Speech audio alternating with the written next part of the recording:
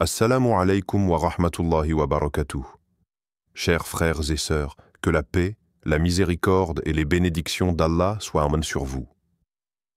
Dans cette vidéo, nous allons voir que le Mahdi ne sauvera pas ses musulmans, à moins que vous ne le fassiez. Un appel à l'éveil. Regarde autour de toi.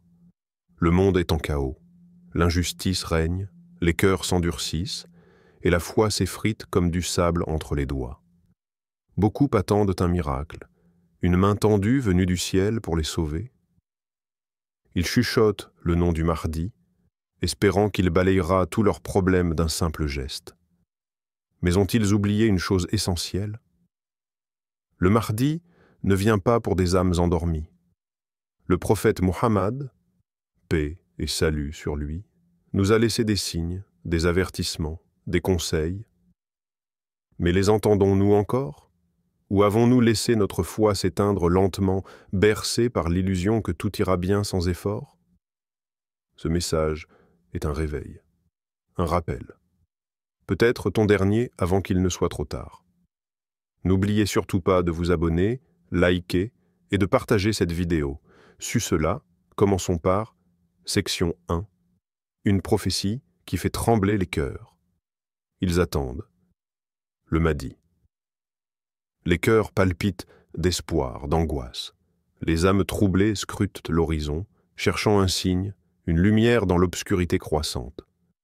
L'oppression s'alourdit sur le monde comme un voile étouffant, et pourtant certains continuent d'espérer. Espérer qu'un jour, il viendra. Celui qui rétablira la justice, celui qui guidera les âmes égarées vers la vérité. Mais, et si je te disais que tous ne seront pas sauvés? Que certains musulmans, malgré leur attente, malgré leurs prières, ne feront pas partie de ceux qui recevront son secours? Le prophète Muhammad, paix et salut sur lui, nous a prévenus. Il nous a parlé du Mahdi, cet homme béni, choisi par Allah pour restaurer l'équilibre de ce monde troublé. Un homme de vérité, un homme d'épreuve, un homme qui distinguera les sincères des illusionnés. Mais voici la question qui glace le cœur. Seras-tu parmi ceux qu'il guidera ou parmi ceux qu'il laissera derrière? Car Allah, dans sa sagesse infinie, nous enseigne une règle immuable. Certes, Allah ne change pas l'état d'un peuple tant qu'il ne change pas ce qui est en eux-mêmes. Sourate Ar-Ra'd 13:11. Regarde autour de toi. Regarde en toi. Vois-tu ce monde se noyer dans la désobéissance, l'orgueil, l'insouciance? Le Mahdi n'est pas un miracle pour les cœurs corrompus. Il n'est pas une échappatoire pour ceux qui attendent sans agir. Il ne viendra pas tirer des profondeurs de la négligence ceux qui refusent de se purifier. Il viendra pour les éprouver, pour les patients, pour ceux qui auront lutté contre eux-mêmes avant de combattre l'injustice du monde. Il viendra pour ceux qui auront préparé leur âme, affûté leur foi, affronté leurs faiblesses. Alors, es-tu prêt? Ou fais-tu partie de ceux qui se contentent d'attendre sans jamais se lever? Section 2. Une question qui brûle l'âme. Imagine un instant. Le Mahdi est là. Non pas dans un futur lointain, pas dans une prophétie à méditer distraitement, mais ici, maintenant. Serais-tu prêt à le reconnaître? Serais-tu prêt à tout laisser derrière toi pour répondre à son appel? Le confort, l'attachement à ce monde, les habitudes qui t'enchaînent. Serais-tu capable de les sacrifier pour une cause plus grande que toi? Rappelle-toi, Allah ne se contente pas de paroles. Il éprouve ceux qui prétendent croire. Il met à l'épreuve la sincérité de chaque âme qui prononce la ilaha illa Allah. Il dévoile ceux dont la foi n'est qu'une façade, et il élève ceux dont le cœur brûle d'une lumière authentique. Pensez-vous que nous vous laisserons dire « Nous croyons » sans vous éprouver? Sourate Al-Ankabut 29:2. Cette épreuve ne viendra pas sous la forme d'un simple choix. Ce sera une déchirure. Un arrachement brutal entre ce que tu es et ce que tu es censé devenir, car la foi véritable ne se contente pas d'exister en silence. Elle exige des actes, des preuves, une transformation douloureuse mais nécessaire. Regarde autour de toi. Vois comme l'insouciance endort les âmes, comme le confort berce les cœurs dans une illusion de sécurité. Beaucoup attendent un sauveur, mais combien se préparent vraiment à son arrivée? Combien vivent avec cette conscience que chaque jour pourrait être le dernier avant l'épreuve ultime? Tu es à un croisement. Deux chemins s'offrent à toi. Celui de la négligence, où tu restes passif, engourdi par le monde, espérant qu'un miracle vienne sans que tu n'aies à bouger, ou celui de la préparation, où tu aiguises ton âme, où tu purifies d'eau ton cœur, où tu marches, même dans l'obscurité, avec la certitude qu'Allah guide ceux qui cherchent sincèrement la vérité.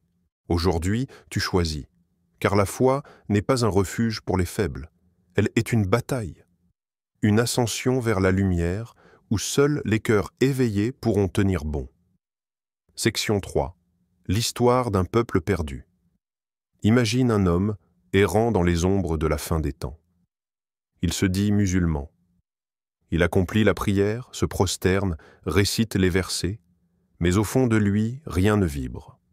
Son cœur est désertique, vidé de toute lumière. Il répète des gestes qu'il ne comprend plus. Il invoque un Seigneur qu'il ne ressent pas. Lorsque la difficulté frappe à sa porte, il chancelle. Il remet tout en question. Il lève les yeux au ciel. Mais au lieu d'y chercher refuge, il y voit une menace, un abandon. Où est Allah? Pourquoi moi? Il oublie que l'épreuve est un test, une purification, un rappel. Il oublie que la patience est la clé et que la confiance en Allah est la seule issue. Puis vient la tentation. Elle l'appelle d'une voix douce et séduisante. Il y résiste un instant, puis cède, sans combattre. Le dunya l'enveloppe comme une mer sombre. Il s'y abandonne, croyant y trouver du répit, alors qu'il ne fait que s'y noyer. Son âme devient lourde, son cœur s'obscurcit encore plus, le péché s'accumule, le voile s'épaissit, jusqu'à ce qu'il ne distingue plus le bien du mal. Enfin, la vérité se dresse devant lui, claire, éclatante, indéniable. Mais il détourne les yeux, il trouve des excuses, il se justifie, trop strict, trop difficile, trop exigeant. Il préfère une illusion confortable à une vérité qui demande des sacrifices. Le prophète, paix et salut sur lui, nous a avertis. Viendra un temps où l'islam ne sera plus qu'un nom, où le Coran ne sera plus qu'une simple récitation, où les mosquées seront pleines mais privées de guidance. Hadith, rapporté par Al-Bayhaqi. Regarde autour de toi. Ce temps n'est-il pas déjà là? Des voix récitent le Coran, mais peu en appliquent les enseignements. Les mosquées résonnent de prières, mais où est l'humilité? Où est la crainte sincère?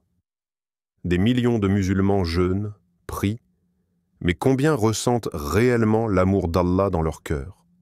Le Mahdi viendra. Il sera un phare dans la nuit, un espoir pour ceux qui auront tenu bon.